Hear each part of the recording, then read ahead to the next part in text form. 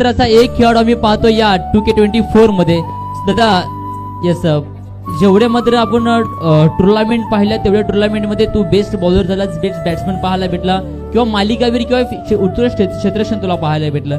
तू खेळतोय ज्या टीममध्ये त्या टीम्स मधल्या खेळाडूला डेडिकेट करताना पाहायला भेटलास. मागच्या वेळेला मात्र एक चौकार मारल्यानंतर कोयल याने एक चौकार मारून मॅच विन केली होती.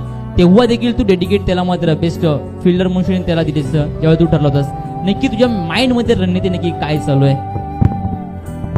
सांगायचं झालं तर सतीश असं आहे की आपल्यामध्ये नवीन खेळाडू नक्कीच तयार होण्याचा प्रयत्न करतात आणि चांगला परफॉर्मन्स देखील त्यांचा होतो. मग यावेळेस कसं आहे, आपल्याकडून त्यांना किती चांगलं प्रोत्साहन मिळेल किंवा कसं आपल्याला त्यांना पुश करता येईल एवढाच विचार माझ्या माइंडमध्ये असतो. आणि या ट्रॉफ्यांसाठी तर मी स्वतः कधीच नाही खेळत आणि माझ्याकडून नवीन खेळाडूंना वेळोवेळी संधी असणार आणि माझ्याकडून प्रत्येक ट्रॉफी डेडिकेट केली जाणार आहे.